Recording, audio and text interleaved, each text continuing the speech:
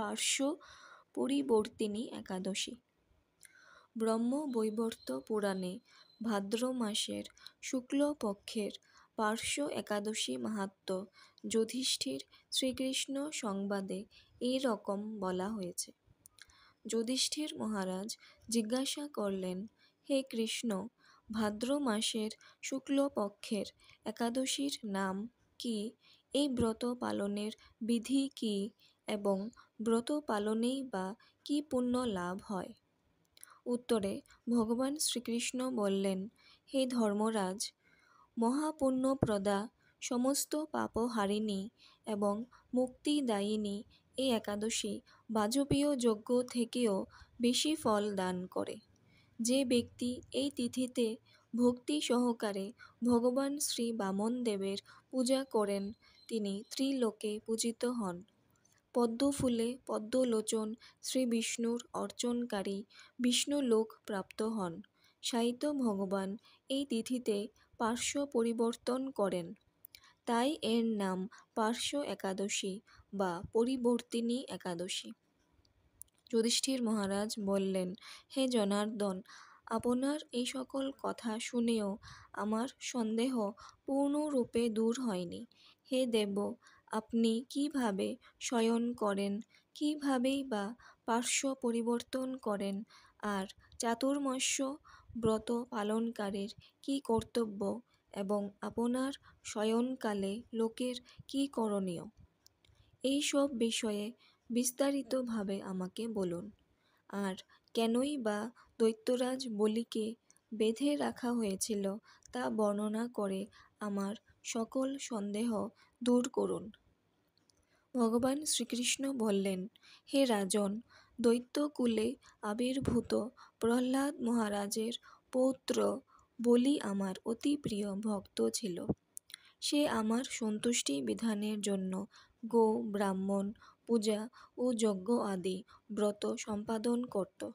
কিন্তু ইন্দ্রের প্রতি বিদ্বেষবশত সকল দেবলোক সে জয় করে নেয়। তখন দেবতাগণ সহ ইন্দ্র আমার শরণাপন্ন হয়েছিল। তাদের প্রার্থনায় আমি ব্রাহ্মণ বালক বেশে বামন রূপে বলি মহারাজের যজ্ঞস্থলে উপস্থিত হলাম। তার কাছে আমি ত্রিপাদ ভূমি মাত্র প্রার্থনা করেছিলাম। সেই তুচ্ছ বস্তু থেকে আরও শ্রেষ্ঠ কিছু সে আমাকে দিতে চাইলেও আমি কেবল ত্রিপাদ ভূমি গ্রহণেই স্থির থাকলাম। দৈত্যগুরু শুক্রাচার্য আমাকে ভগবান রূপে জানতে পেরে বলি মহারাজকে ওই দান দিতে নিষেধ করল। কিন্তু সত্যাশ্রয়ী বলি গুরুর নির্দেশ অমান্য করে আমাকে দান দিতে সংকল্প করল। তখন আমি এক পদে নিচের সপ্তলোক, আরেক পদে উপরের সপ্তভুবন অধিকার করে নিলাম। পুনরায় তৃতীয় পদের স্থান চাইলে সে তার মাথা পেতে দিল। আমি তার মস্তকে তৃতীয় পদ স্থাপন করলাম। তার আচরণে সন্তুষ্ট হয়ে আমি সর্বদা তার কাছে বাস করার প্রতিশ্রুতি দিলাম। ভাদ্র শুক্লপক্ষিয়া একাদশীতে ভগবান শ্রী বামনদেবের এক মূর্তি বলি মহারাজের আশ্রমে স্থাপিত হয়। দ্বিতীয় মূর্তি ক্ষীরসাগরে অনন্তদেবের কোলে শয়ন একাদশী থেকে উত্থান একাদশী পর্যন্ত 4 মাস শয়ন অবস্থায় থাকেন।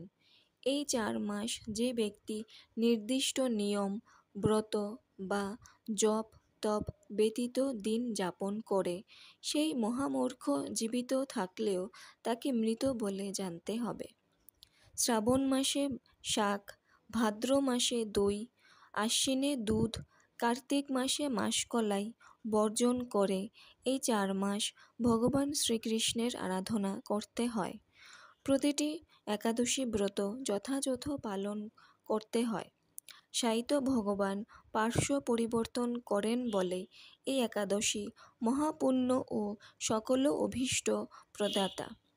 এই একাদশী ব্রত পালনে 1 সহস্র অশ্বমেধ যজ্ঞের